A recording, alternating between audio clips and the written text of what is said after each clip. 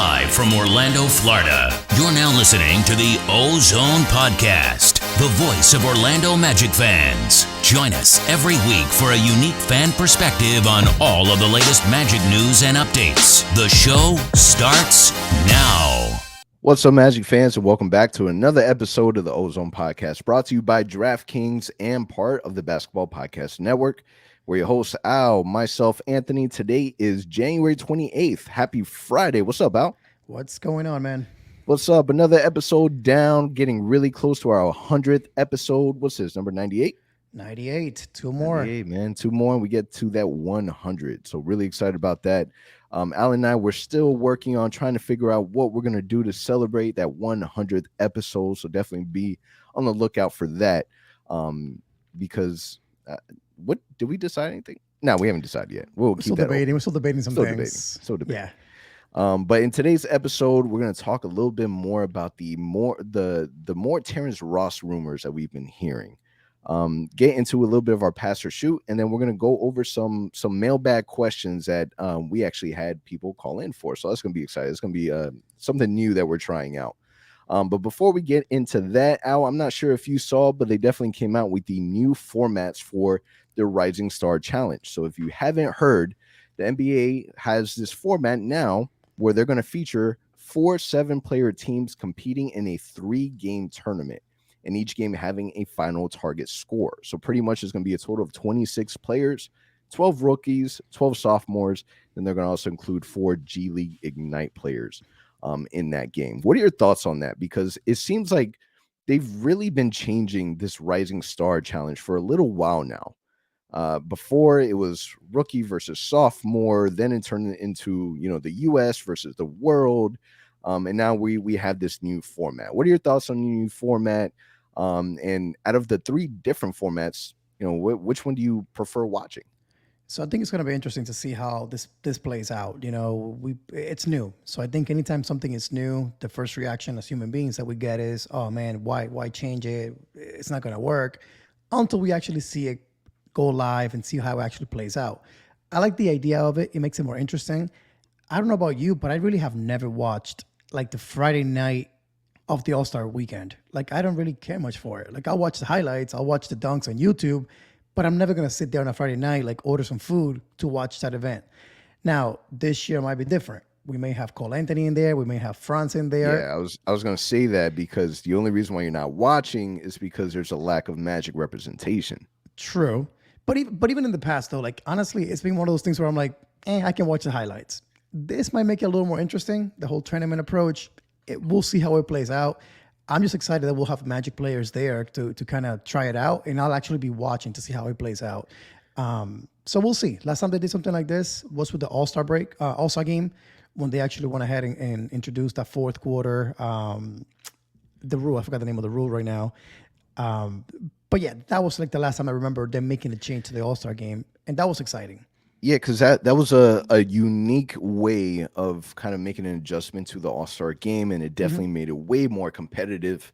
In regards to, the Rising Stars, I want to say the last game that I really sat down and watched was when Mario Hezonja was in there, and he went absolutely bananas. And we really thought that, man, this is the guy he's doing against all the talent. Like, we were really like super hyped about it. But you're right, man. I really didn't care too much about it. A lot of it has to do with the lack of representation for the Magic. I really never cared for the celebrity. Do they still do the celebrity? They still do, but same thing. I don't even care for it. The last one that I saw that really sat down and watched was when they had it in Orlando, and J. Cole was playing in that celebrity game. But that was literally the last time that I've watched it. I like the idea of this format. I like that they keep tweaking things to kind of make it more entertaining. It's going to be interesting to see how they kind of work this 3-game tournament, and kind of how they do the score. Is it going to be exactly how they did in the All-Star? I'm sure they came out with this information already, but I really didn't see it. But I'm excited for it. I think that's going to definitely make it more competitive. And how are we not going to watch? We know for a fact, and if it doesn't happen, we're rioting. It's 100%. Maybe not rioting, maybe peaceful protesting. Does that sound better? Peaceful protesting. If Jalen Suggs, Franz Wagner, and Cole Anthony are not a part of this Rising Stars Challenge. I mean, when you think about the fact that they have to have 12 rookies, I don't know about you, but I find it hard to believe to come up with 12 rookies from this year's draft class that wouldn't include France. Of course, France will be there, but actually even Jalen Suggs, even though he was injured for a portion of the season, I think he's played well enough after coming back to earn an invitation. And then, of course, out of the sophomore class, Cole Anthony, without a doubt, deserves to be there. So I think we have a good chance of having 3 guys in there representing the Magic this year. Yeah, so that's going to be fun to watch. Definitely going to keep an eye out on it, and I'm kind of hoping that I wonder how it would work with with the amount of games that they'll be playing. Is it going to be an overall MVP? Just going to be their finals or whoever wins the tournament? But I got my money on France. Whatever MVP accolade they do for this now new rising star, I got my money on France on leading the way. Forget Evan Mobley, Kate Cunningham. It's all Franz. Yeah, I mean, don't forget about if the sophomores some way somehow win. I'm not sure how they're doing this either, but don't forget about Cole Anthony. He's one that can step up and put on a show. If he has a good shooting night and puts on a show with a few nice dunks, he might be an interesting sleeper in there. I mean, you bring up a good point. I would imagine that it's mixed. You're not going to have 2 rookie teams and 2 sophomore teams, or maybe you do. So. Maybe you do. It would probably be better if they mixed it up. For sure. I think so. All right, man. So since this last podcast that we had, we played 3 games. A pretty unimpressive loss against the Lakers, big win against Chicago, and then a loss against the Clippers. But we really want to talk about that Chicago game. Yes. What a game. Thoughts on it? Man, what can you say, though? It was one of those games where the team finally looked like, man, like this is what these young guys can look like when they play well, when the shots go down, and when the guys that are supposed to play well, play well. Jalen Suggs put on a show in that game completely. A few amazing dunks, 360. The dunk that made it #1 dunk of the week and also made it #1 play of the day on Sunday night. The dunk over DeMar DeRozan. I mean, a sick dunk. I was happy. Thankfully enough, I ended up going to this game. I debated going, and I ended up showing up to the game. And man, I had a great look at that dunk live, and the reaction of the crowd. Terrence Ross, even Markelle. You can see him in a picture somebody posted on Twitter of his reaction of that dunk. Amazing performance by the Magic. Again, it was great to see that when they play well, they can put on a show. And this young guy, especially, they're athletic, man. They should be getting on the fast break more often, trying to put on a show with some nice dunks every game. They have the ability to. I think sometimes they're too reserved and they don't show it enough.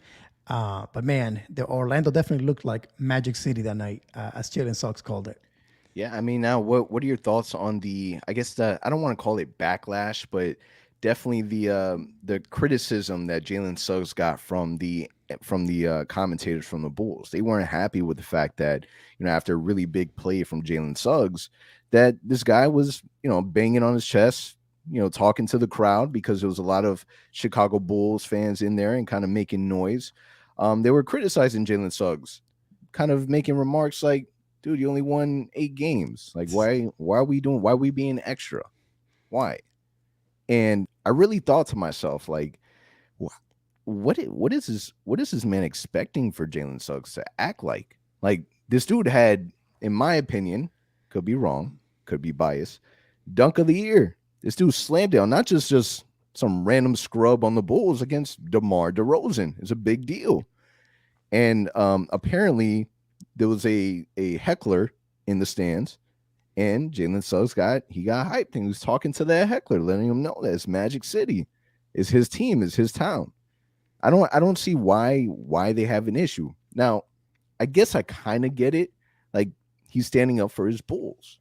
Yep. I get it. He wants to make sure, like, yo, dude, calm down. It's not that serious.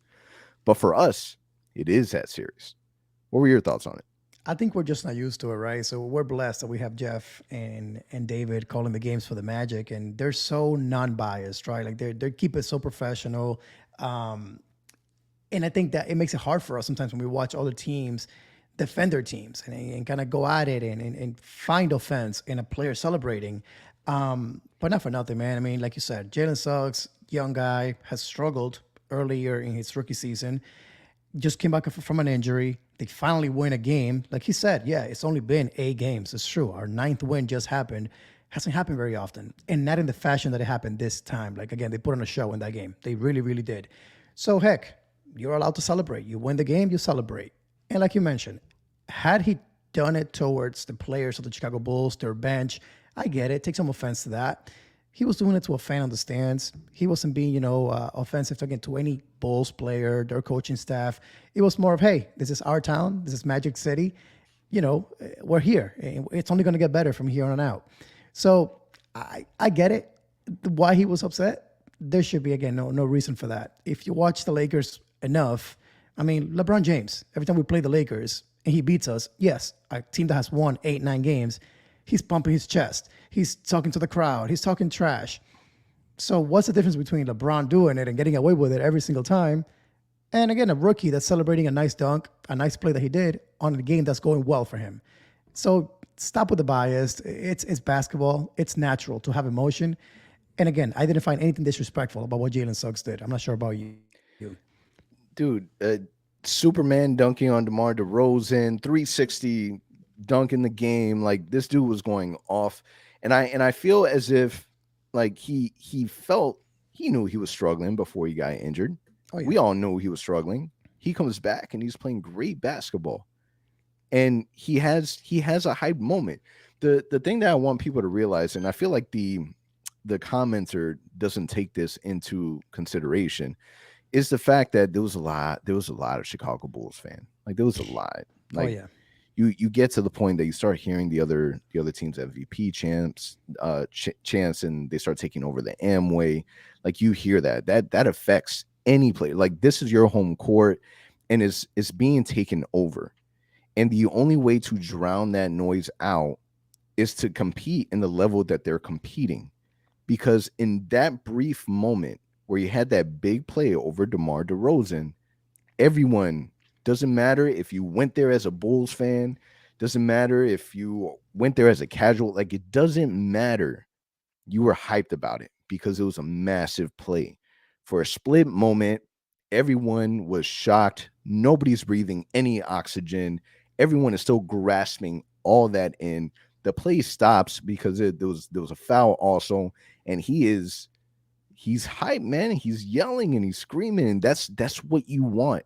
I want nothing less from my rookie. If my rookie's not giving me that, I don't want. That's right. Period. And I mean, don't forget, we're also used to Cole Anthony, who in a similar fashion was a rookie, now it's a sophomore. Same thing. He has a big play. He lets you know about it. He beats the Knicks, bing bong, right in their faces. That's like, right. Hey, I'm loving the fact that Orlando, it's no longer that Disney kind of team, that PG-13, everything has to be so clean. Yep. These young guys are coming in with different attitude, and they understand we're underdogs. They understand we are not respected in this league, and they also understand even when we get drafted, we consider ourselves underdogs. So we're going to let you know we're here, and we're only going to get better. And right now, make fun of us. We're injured. We're suffering. We're going through some tough times. But it ain't always going to be like this, And I think I like the fact that these young guys have that in them. I can't remember, again, the last Magic team that felt so passionate about the city of Orlando and making our fans proud and saying things like, we will turn this Amway Center from a 50% Laker fans to mostly Magic fans in the near future. You love hearing that. So, again, respectfully to the broadcast team of Chicago Bulls, I get where they're coming from, but also try to put yourself in our shoes. And they should know this. They haven't been a great team. Like, I mean, the Bulls have missed the playoffs for many, many years. That's why I don't understand. And Zach LaVine throws down a sick dunk. What does he do? He celebrates. Like, that's what you do. I'm sorry. It just happens. 100%. So it is what it is, man. But I'm looking at the positive of this. It was an amazing game. I love seeing that from Jalen Suggs. And one thing that I also want to mention here is he said in a post-game interview that he's been working really, really hard. And actually, Kobe Price mentioned this in an article recently. The amount of work he put in at finishing at the rim while he was injured, that was really his number one focus. And I got to tell you, man, since he came back from injury, when he goes to the basket now, he has better balance. He's finishing at those N1 opportunities. He looks like a different player finishing at the rim. Just imagine once those three-point shots start going down, which, by the way, he made 2 last night that looked really good. I think this kid can be easily an 18 to 20-point scorer without taking that many shots because he's a smart player. He doesn't force things. So to see the dunks, to see the better finishing skills, and to see his shot kind of going down last game, Yeah, watch out, people. Jalen Suggs has arrived. And you can tell that he's starting to get way more comfortable in the game, and that's all you can really ask for from your rookie player. He's already shown flashes of it, but very similar to Cole Anthony last season, it's after that injury when they were able to kind of take a step back and be able to kind of watch from a different perspective, and then now getting reintegrated into the game. They did well. He's doing well right now, and the confidence is there. The game is starting to slow down, and now we're starting to see what this player in Jalen Suggs is really able to become early on. And there's still so much room to grow. It's going to be crazy. I'm super excited for this next Chicago Bulls game in Chicago. It's going to be super super exciting. Yes, sir. All right, now kind of getting into the next step, talking about our record, our journey, and what that looks like moving forward. So the Magic right now are 9-40. A little rough, a little rough. So Alan and I, we're definitely keeping an eye on the tank. And what I mean by the tank is now this is where we're really, monitoring what this draft is going to look like. So Jonathan Givney's NBA Mock Draft for 2022 listed the Orlando Magic selecting Chet Holmgren with the number 1 pick in the NBA draft. You and I, we have thoughts on Chet. Chet is a very you're either team Chet or you're not team Chet. There's like no in between. He's either number 1 on your board or number 3 for the most part of what we've seen.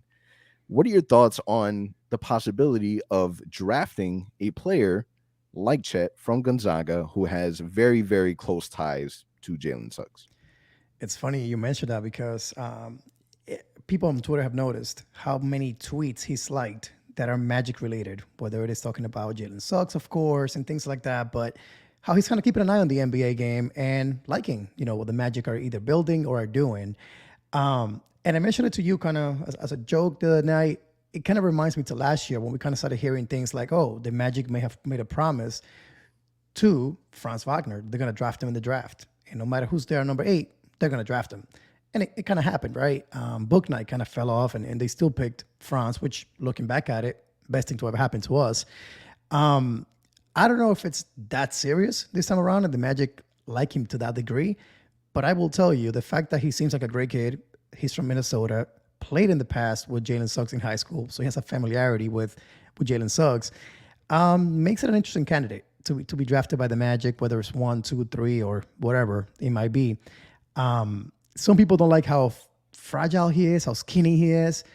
But one thing I can tell you is this kid plays decent defense, shoots the ball pretty well, and is pretty decent at scoring the ball as well from all angles as a 7-footer. Definitely a good prospect. But if you ask me personally, I think that Paolo or Jabari Smith may be, in my opinion, more NBA ready right off the bat. He may end up being a better prospect down the road and a better player overall. But right now, in today's, what we know so far, I think that the other 2 kids, Jabari and Paolo, might be better suited for the NBA game right away. So if the Magic's approach is we want a rookie to come in and help us right away, they might be better fits. If their whole idea is we want maybe the higher ceiling, then Chet may be that guy. What about you? What do you think? Yeah, I mean, so he's played 17 games, averaging 13.6 points a game, shooting close to 40% from the 3-point line in Gonzaga. He's a 7-footer. You kind of look at him and you see him as the modern day unicorn, right? Someone that's able to do a little bit of everything.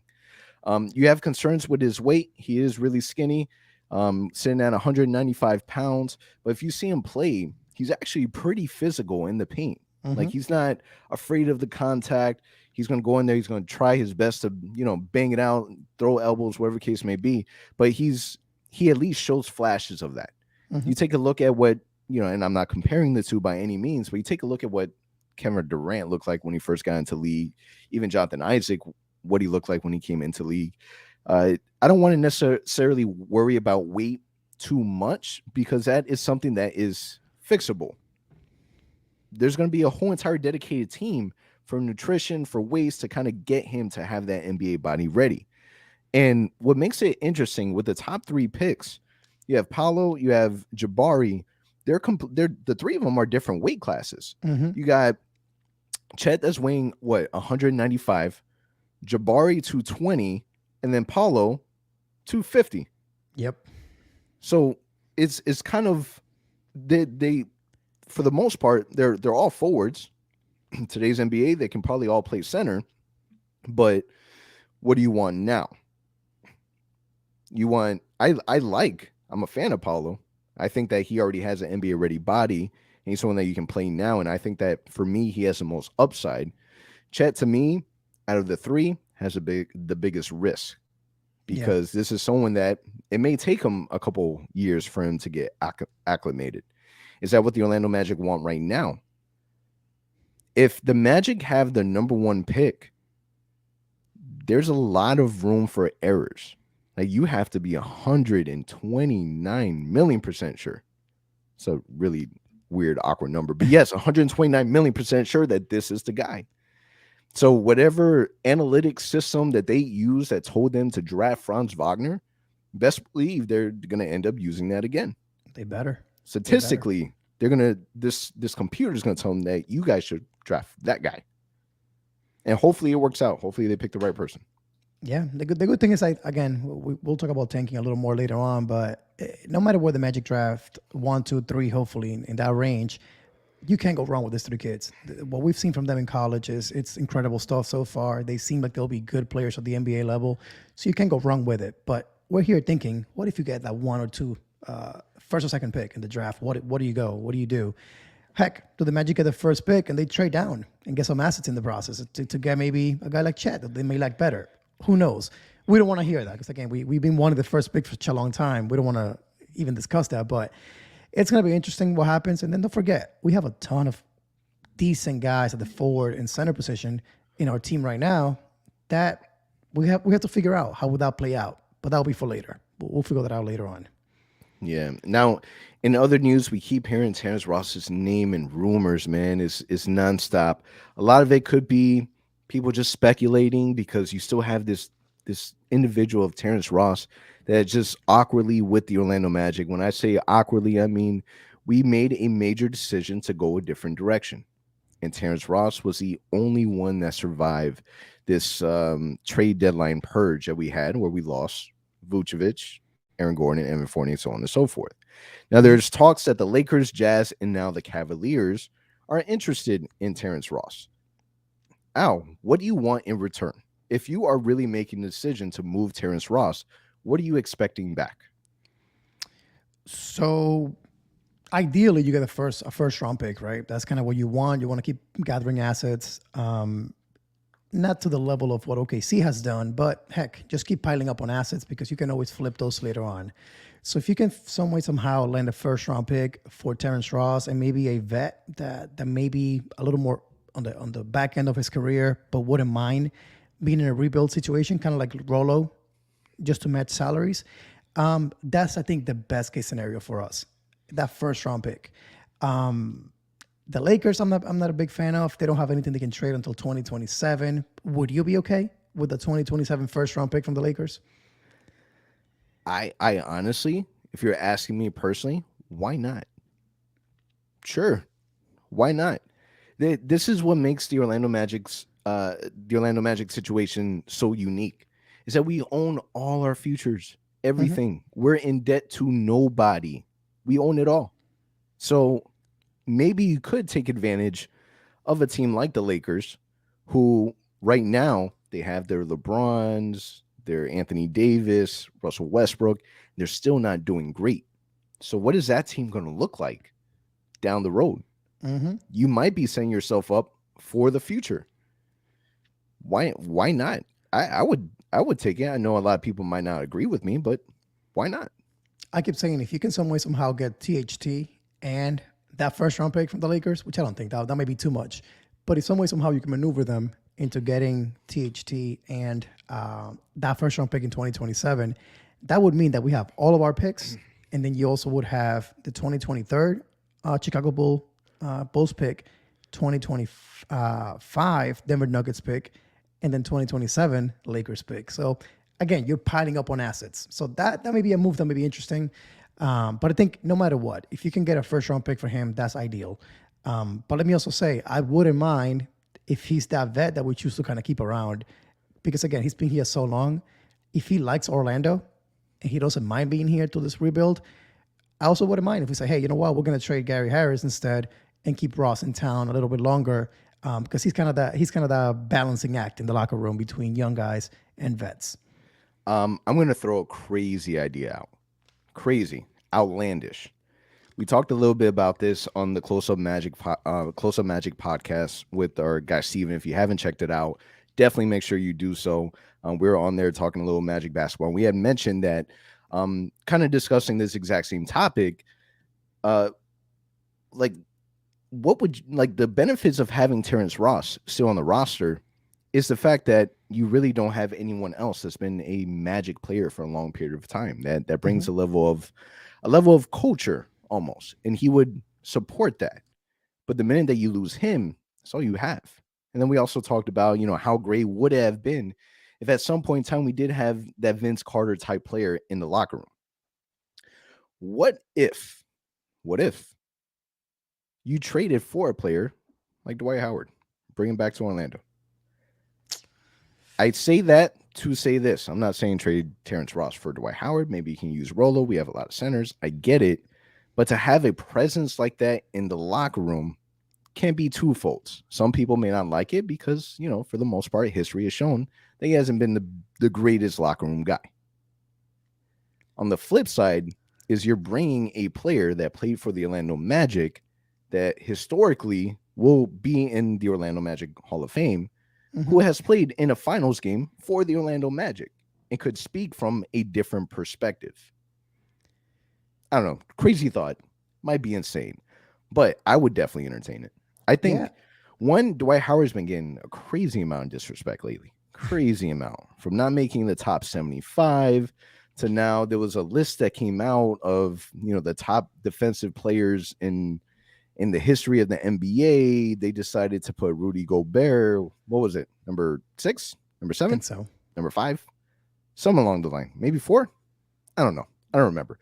Somewhere under the top 10, and they put Dwight Howard 22. There's been so much disrespect when it comes to Dwight Howard that this might be a way to kind of help both sides. Yeah. Crazy I've always idea. said that I wouldn't mind him in free agency as a minimum contract, third string center, like you're saying. You're going to end your career in Orlando, make things straight, kind of make up with the franchise. I would, there he is. If you're watching on YouTube, you know what I'm saying. Dwight Howard made an appearance here in our podcast. In and out. But I think that, if you can get him for cheap, yes. But he cannot be the centerpiece in a Terrence Ross trade. No. You got to get him as part of the package, if anything. I wouldn't mind that. And when I mention Dwight Howard, I really mention having a vet that's close to the end of their career that can really help from that perspective, helping the young guys. Because makes sense. We can sit here and say, oh, we trade Terrence Ross when you get this young guy, that young guy. You need to be able to have vets. Right now, we have a minimum amount. There's not that many vets. You have each one more. MCW, Terrence Ross, Gary Harris. That's about it. That's it. Do we really consider Jonathan Isaac, Markelle Fultz? They haven't played enough game to be considered young vets. So something along those lines. I agree with you. That may work. Now, Bleacher Report, they came out with an article kind of targeting or mentioning what targets each team should go for. And they listed Patrick Williams from the Chicago Bulls as a dream target, Cedi Osman from the Cavs for a realistic target, and then a Kelly Oubre Jr. as a sneaky target. What are your thoughts on those players? You know how I felt about, if you've listened to our podcast long enough, I'm a big Kelly Oubre fan. Off the bench, the dude can light it up. I was a big fan when he was in Phoenix. We were hoping we would get him for AG back in the days. That never happened, unfortunately. That would have been that would have been terrible. Imagine we would have did that trade. Yeah, I think we ended up in a better position for sure. Yeah, definitely. If you could get him, that's why we're not general managers. If you could get him, that might be good off the bench. But again, I don't see him as a guy that wants to come here and sit on the bench while young guys play above him. I don't think that's the case. And I also don't think Charlotte would trade him. The Bulls, I don't think they're ready to give up on Patrick Williams. Out of that list, the one that seems realistic to me is Cedi Osman from the Cavs. I think if you trade Terrence Ross to the Cavs, which I don't know if the Magic would do that to Terrence Ross, but if they do, But they're playing well. they are. But I think T. Ross likes the warm weather. He likes a little more of the nightlife, and I don't know how Cleveland will give you that. And we know one thing: our front office will do right by their guys. I don't think they will trade them to random cities that they don't want to be a part of. So we will never trade a player to Cleveland. Never. We won't ever move anyone to the Cleveland Cavaliers. I think the player has to, under this front office, the guy has to be like the player has to be an What asshole. would be another city that you would consider to be just as bad as Cleveland in regards to just like life in general? Man, that's I think maybe it was Detroit. Who was it that said Detroit? Was it Cole Anthony that said that they're glad they Maybe didn't go to Detroit. Detroit? I think so. Maybe. Depending on your It's like likes real and dislikes. industrial. Yeah, I would even consider Utah as part of that, like a very quiet town, very low key. If you like the snow and you like, that type of thing, great. But if you like, again, if you have kids, a family you're bringing up, might be a rough city. But back to this topic, I think that's the only name that I see as a realistic target, a guy that can come in off the bench and say, hey, just come off the bench, shoot a bunch of threes. He can shoot them at a high level. It could help us right now. And if he's happy with the role of being kind of a young vet off the bench, might help us in the future also as part of the rebuild. So that's a name that to me doesn't sound too bad, but I would need more than just him. I would need maybe a second round pick thrown in, ideally a first round pick, but I don't think we get that in that trade. How about you? Out of that list, is there anybody that kind of seems real to you? I mean, Kelly Oubre was someone that I really, really wanted to be in Orlando also, but that was when we had Evan Fournier, Aaron Gordon, Nicola. Like, to me, that made sense. Now it doesn't make any sense. Really, all I want is you either I still like the idea of trading for a future first round. I don't care when it is. It can be 5, 6, 7 years from now. It can be the following year. I don't care what it is. Just continue to help this team grow. You think about once the team is finally jiving together and we're getting to a point where we're winning games, imagine finally being able to add rookies to that team that's really able to help that team over the edge.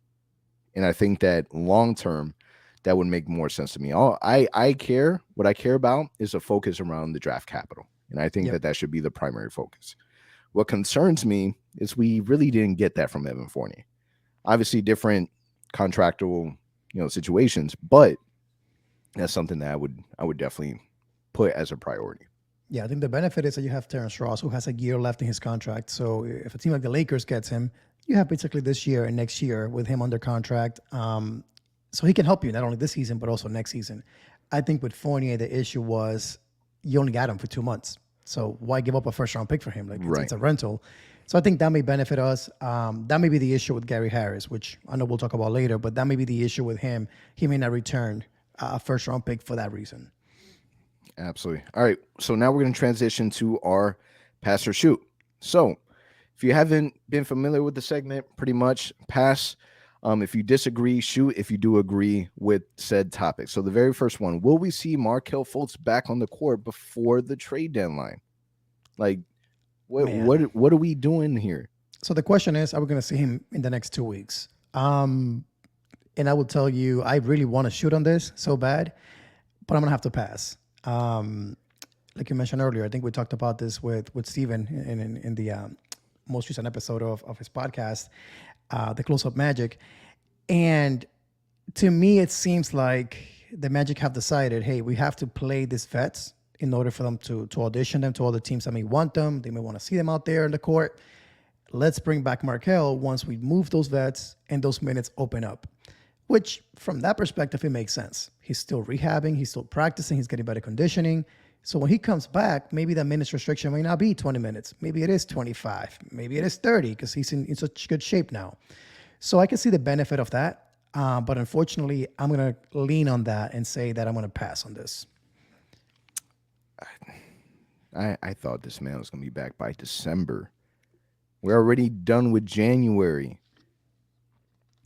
I don't know. I've literally gone at the point that I've given up. I've completely forgot these guys are on the team already. When they decide to show up and knock on the door and finally get into a game, I'll be hyped. Until then, I'm going to be more reserved. I'm going to say pass. I don't see him playing before the trade deadline just because we've already passed how many fan deadlines and we still haven't seen him on the court. Yep. It's already, has it been past the 1 year mark already since the injury? Oh, yeah, for sure. Yeah, way and past don't forget it, right? Don't forget this, too. He joined the team in LA on December 11th. So he's been practicing with the team, we're assuming, right? Because that's what they told us that he was going to do, for 7 weeks now. Officially today, 7 weeks. So, and don't forget, we also heard from the Magic front office a couple of weeks ago in a radio interview saying he should be back within 2 weeks, maybe a bit longer. And I think the emphasis should be on maybe a bit longer. Maybe a bit longer. Yeah, because 2 weeks would have been, I think, this week already by the homestand. And we know now he's not playing tonight against Detroit. I doubt he plays Sunday. At that point, just hold him out another week and a half. Once the minutes are there, introduce him back to the team, and he can be out there running the show again. I've honestly got to a point.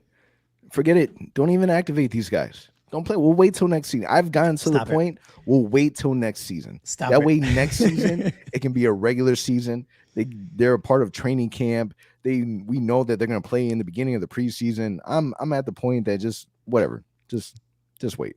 You know what the thing is, man? We got to get a shot at seeing what this team looks like, even if it's only a month.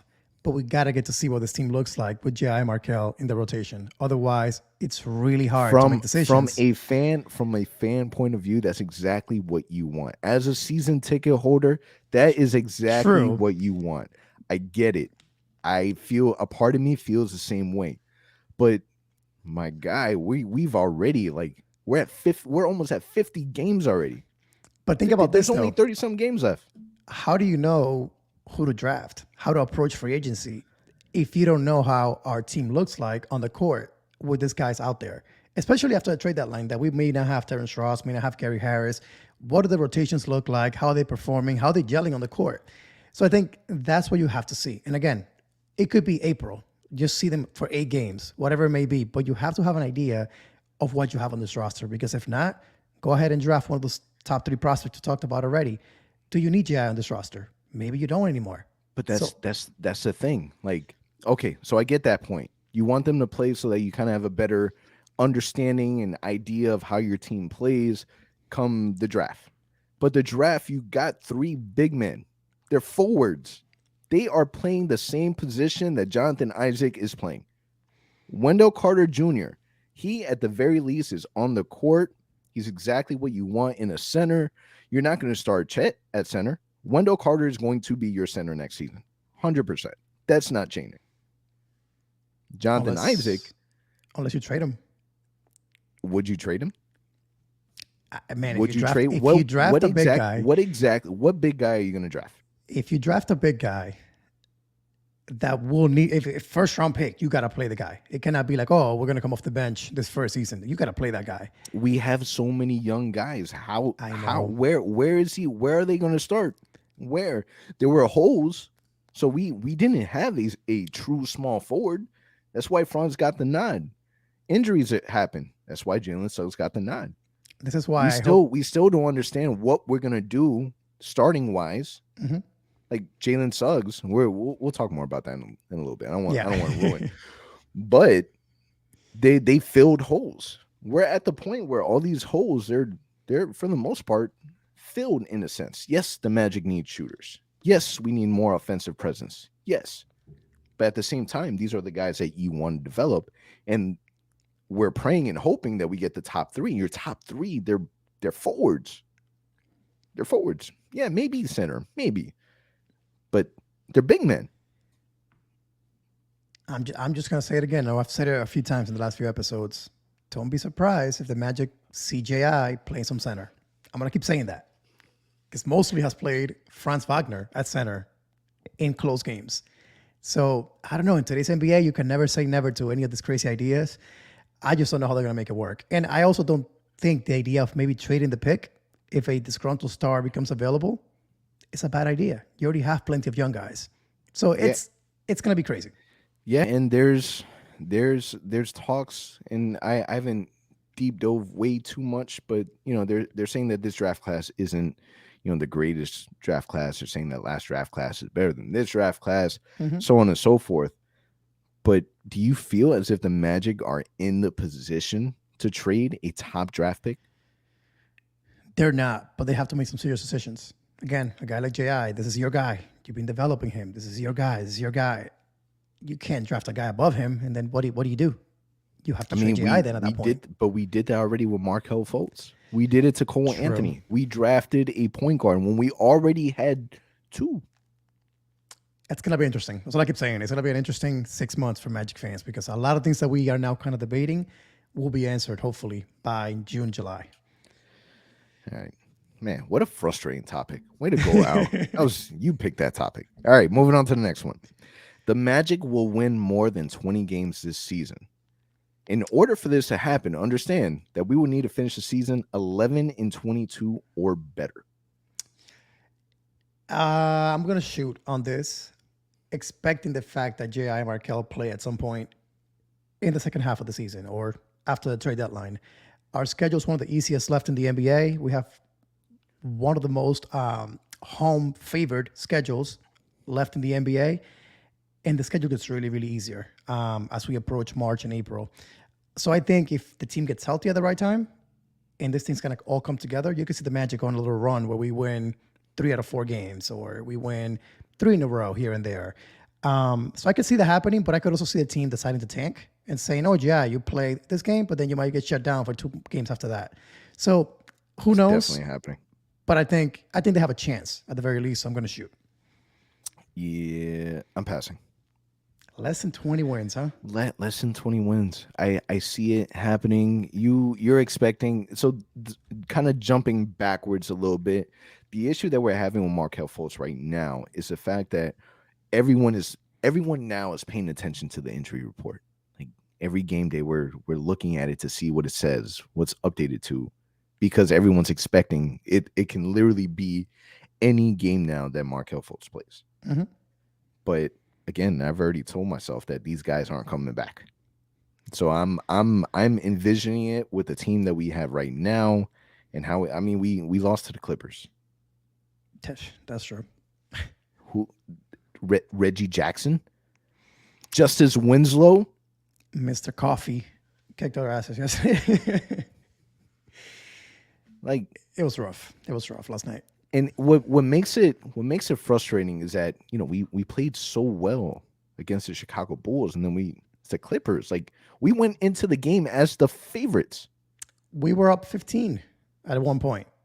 It looked great, and then, yeah.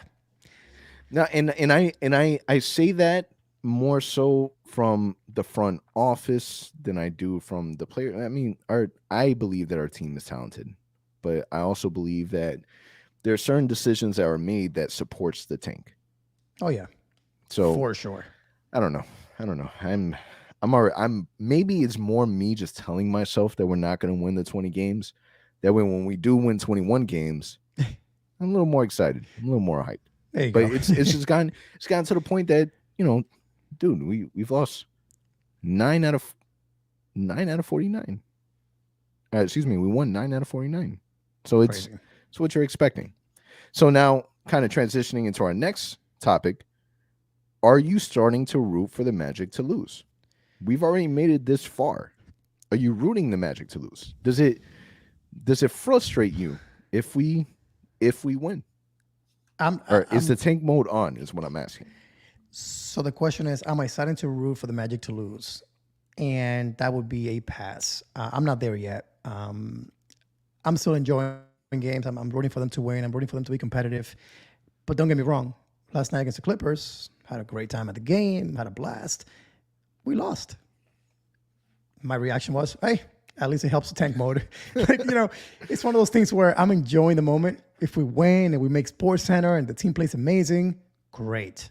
If we lose, hey, helps us in the draft. Yeah, man, so it's a win-win at the moment. I'm feeling the same way. I'm at the point that I'm indifferent. I'm not losing sleep if we lose. I'm not losing sleep if we win. I'm way more like, don't get it twisted. I am excited. I am hyped if we win, but if we don't win, on to the next one. right? That's right. Just because we know that we're itching closer and closer to the draft. And I think for the most part, that's the common feeling around the fan base. Because nobody's saying anything about being upset that we lost. Maybe people might commentate, during the games, why is this happening? Why didn't we do this? Why didn't we do that? What about this matchup? What about, this coaching decision? Whatever the case may be. But at the same time, everyone knows that we're already in a really good position when it comes to having the worst record in the NBA. And for a fan base that has a team that has a worse record in the NBA, everyone's taking it a lot better than the normal, the standard. Well, I think it helps the fact that we are so out of any play of hopes. We're so out of it already. The injuries have continued to be an issue for us this season. We're seeing the young guys play well. So amidst the struggles, we've seen the positives in the players' development in the young guys. So it's like, okay, we know what we're losing. We know why the team is struggling. It's going to get better. And if we keep losing, it's going to get even better by getting a top prospect in the draft. So we may not think for another month and a half, 2 months, when the reward is going to be so much greater. So at this point, I even think the team itself knows it. And it's a known issue. Like, it's a known fact. We are going to struggle this season. It's fine. We're going to bounce back next year, though.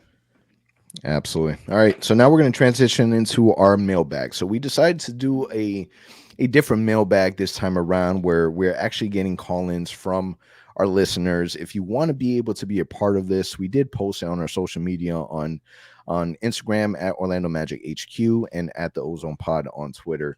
But we're going to jump into our very first one. Hey, all, Anthony, how are you guys? My name is Brandon from Panama, and I've been a Magic fan since 2017. My all-time favorite player is Tracy McGrady alongside Shaquille O'Neal, and my current favorite player is Jalen Suggs because of his physicality, his mentality, and the mindset that he's trying to have the Magic acquire. My question for you guys is the following. Would you rather have Jalen and Markelle as your combo guard, or Markelle and Cole as your combo guard, and have Jalen come off the bench? And would you rather draft Chet to play as your center and have J.I. as your power forward, or would you keep Wendell at center and draft Jabari or Paolo to be your forwards? Thank you, guys, and keep on doing an amazing job. All right. Appreciate you, Brandon, for leaving that for us. I think it's interesting because this is a question that we've really been asking ourselves all season long. What are the Magic going to do with that point guard position, especially when Markelle gets back? We know that Markelle is the best point guard that we have on the team, but that two guard spot is where there's questions, right? A lot of people have talked about, comparing Markelle and Cole Anthony with, Fred VanVleet and the other guy's name that we don't like using. The guy that always injures one of our players, the one that Kyle Lowry. that guy. With those two, we talked about them being able to play that kind of combo guard, right? But is that really the direction that you go with a player like Jalen Suggs? Now, a lot of people say, Jalen Suggs really isn't a point guard. He's really more of someone that can play the two. But you're really making a decision between Cole Anthony and Jalen Suggs. What do you do? It's tough. And I mean, I can't make a decision until I see this guy's play on the court. So I haven't seen Markelle yet. I don't know what he looks like, so I can't make the decision right now. Ideally, when he gets back and he's back from his injury, you see him for maybe a week or so coming off the bench, letting him kind of ease himself back into things. But yeah, at some point that will be a conversation. What do we do? It's tough, but if I had to give an answer right this moment, I would say you start right now. You would start Markelle at point guard with Cole Anthony. I feel like Cole is a better scorer at this moment, which the team would need with that starting lineup. So that would be my choice. So Markelle at the one, Cole Anthony at the two. Even though he's a little bit undersized, Markelle might have to play the two on defense. That's how I would do it. How about you? What would you decide to do if you were the coach? I think that's the only thing that really makes sense. Just from a competing standpoint, I think it really is going to be Markelle and Cole Anthony. Jalen's a rookie. I think that only makes sense for him to come off the bench. Will the Orlando Magic play Markelle starting right away? Maybe No. yes, maybe no. I don't think so. They always kind of take their time integrating these guys, so I see that happening. But it's only a matter of time before, once he's healthy on the court, Markelle will take the reins from it. I think Jalen Suggs would be more receptive to coming off the bench. I think long term, there's definitely going to have to be a decision that's made. I think Markelle has a mindset of a starter. Cole Anthony has a mindset of a starter. Jalen Suggs, they have all the exact same ambitions. There's going to be a lot of tough decisions that need to be made. And I, for one, am super happy I don't have to make any of those decisions. All we get to do is sit back, watch, and talk about it. That's right. And then the second part of that question, which was about the draft, and how we approach things. I think personally myself, how I would like to play that off is I would say you keep J.I. at the 4 with Wendell at this moment, and whoever the rookie is, you play him off the bench initially. At least the first few months of the season, even though it might be the first pick in the draft, second pick, slow, because again, we have guys that have earned those minutes, I feel, at this moment, especially if J.I. comes back healthy and looking really good. You have to give him a chance. Now, that trade deadline comes around the corner and you're seeing this rookie play really, really well, then you make a decision, whether you trade Wendell, whether you trade J.I., whatever that may be. But initially, I that's what I would like to see. I want these guys that we have on the roster right now to have a chance to show what they can do before you make the decision. It makes sense. At the end of the day, we're here to win games. You want to be able to have the best players on the court. Figure it out when it happens. If you're saying that, the Orlando Magic have a problem because there's too many talented players, one, that's a really good problem to have. Two, once you get everybody here, you figure it out, let them battle. I can only imagine how the practices are going to be when you have a fully healthy Markelle, Jalen Suggs, Cole Anthony, Jonathan Isaac, Wendell Carter, and whoever it is that we decide to bring in. There's going to be a battle, and you want to be able to see that. You want to be able to see that. For sure. And you don't want anything less. All right, so jumping into our next question. Hey, what's up, guys? My name is Juan, huge fan of your pod. I've been a Magic fan my whole life, ever since I can remember. As of right now, it's kind of hard to pick my favorite Magic player at the moment due to the fact that we're not playing so well. But if I have to pick, I have to say Markelle Fultz or Cole Anthony. All time, there's no question in my mind. His name is T-Mac. There you go. Best player to wear a Magic uniform. What I'm talking about. You guys can follow me at IG at Keep It Juan or at Keep It Sports Pod. And I have two questions for you guys. One, what do you think will be the best fit in regards to the top prospects in this year's draft?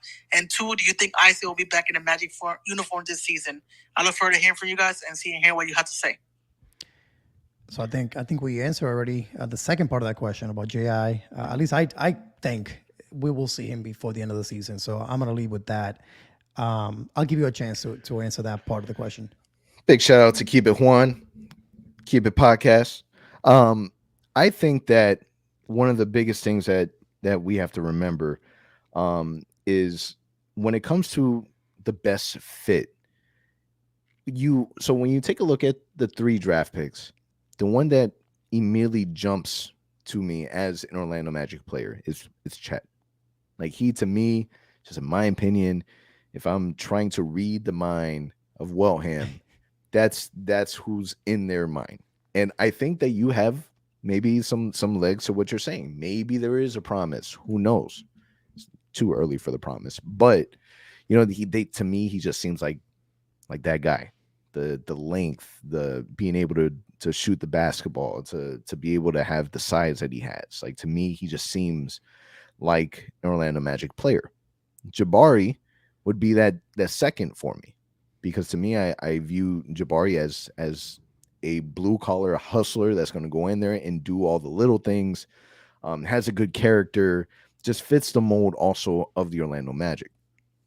Paolo, I have concerns about in terms of if the Magic would like him.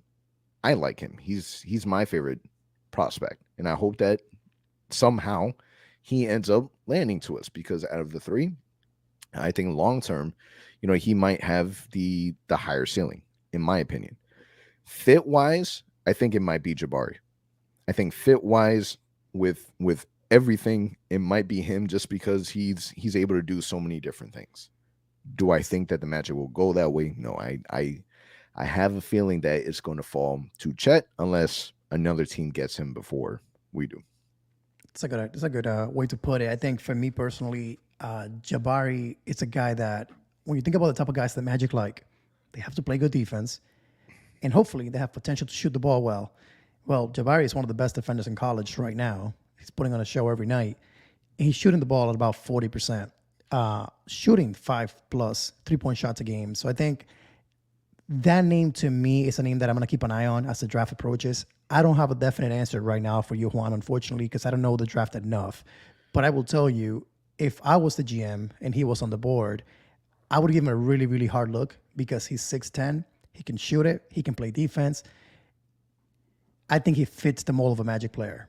But don't forget, Chet is a guy who's supposed to be the number 1 overall pick coming into this draft. So if he is there, like Anthony said, the Magic, I don't think will pass up on him. The same way that when Jalen Suggs fell to them in their lap, they were like, ooh, we may like other people, but this is too good to pass up. So it's going to come down to, I think, what the team also decides to do with the current roster. Do they make any trades before that draft? But as of today, if we were just picking tomorrow, I think Jabari Smith is a name that to me fits the team today. He might be able to play the 3 a little bit too. He's not only a power forward or a center. He has enough speed to play the 3, I believe, as well. So that would be my guy, if you ask me. Yeah, and what's amazing about all of this is that we're going to find out soon.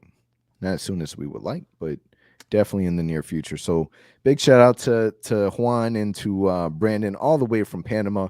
Appreciate you guys for including your questions. If you want to be added to that, definitely be on the lookout for when we post it and be a part of the podcast. On that note, Al, we got Friday against the Pistons, Sunday Mavs. Tuesday is the game that I'm circling for Chicago. Definitely can't wait for that that additional round against the Bulls, and then Wednesday at Indiana. What are your thoughts on those games? What are your predictions? I can see us winning at least one of those games, maybe even 2 if Indiana doesn't come up playing well that Wednesday night game. The Pistons at home, you got to find a way to win that game. But to realize we're only ahead of them by 3 games right now for the worst record in the league. Do the Magic find a way to tank tomorrow and in some way, somehow lose that game? Are you hoping we lose against the Pistons? I'm not. I wouldn't mind seeing a win. Friday night, I'm going to the game. Give me a win. Have me leaving fun and happy at Amway Center tomorrow. But again, I wouldn't be surprised if the team also loses. They haven't played well against Detroit for whatever reason this season. So I think we might win tomorrow. We might win against Indiana. But in Chicago, all I want to see is Jalen Suggs throw down a big dunk. I wouldn't mind another 360 in Chicago. That's all I'm going to say. Yeah, I'm hoping to see a really big game against the rookies, with the rookies against Detroit. Just all this talk about Cade Cunningham and the amount of disrespect that Franz Wagner has been getting right now on the rookie ladder. They have him, 5th on the rookie ladder with Evan Mobley, Cade Cunningham, Scotty Barnes, Josh Giddey in front of him. There's been a lot of disrespect with Franz. I don't know how we go from him being number 1 on the list and then him dropping all the way to 5. Like, I know that he wasn't dropping, 25, 30-point averaging. I get that, but we're forgetting everything he's been doing consistently all season long. So I'm hoping that he has a good game against Detroit and against Cade Cunningham, where we're able to put a little more respect on his name. And one thing to add to that too, if you look at the stats for the month of January, Franz, even though he's been scoring less, still has better stats than Scotty Barnes. So again, when you want to drop him in the rookie ladder, Crazy. It's not making any sense. The reason why. Insane. We need to do research, find out who's in charge of this whole rookie ladder. And then definitely circling Chicago. Chicago is going to be a really fun game to watch. I'm hoping that Chicago is a game just out of pride perspective. I spent a solid hour and a half after their Magic Chicago game talking smack to Chicago Bulls fan. I had a lot of time for them. So I'm pretty sure that they have my information saved. So if we end up losing, they're gonna be throwing it right back at me. I had a lot of really good points I was throwing out, so I need to make sure that they don't come back my way. If we lose that night, we just gotta go to sleep a little earlier that night. Yeah. I'm logging out. I'm logging out completely. Turn off my notifications. But we'll see what ends up happening, man. Really exciting. There's gonna be some really fun games. And a lot of things happening, man. Getting close to that February 10th trade deadline. I would imagine that the rumor mill will start heating up as well. But on that note, man, I appreciate you guys so much for listening. Very, very close to that 100th episode. We appreciate you guys completely, and we'll catch you guys next week. It's a wrap. Thank you for listening to the OZone Podcast, the voice of Magic fans. For all the latest Orlando Magic news and updates, follow us on Twitter at the OZone Pod and on Instagram at Orlando Magic HQ. Remember to subscribe and leave a 5-star review on all your favorite podcast listening platforms.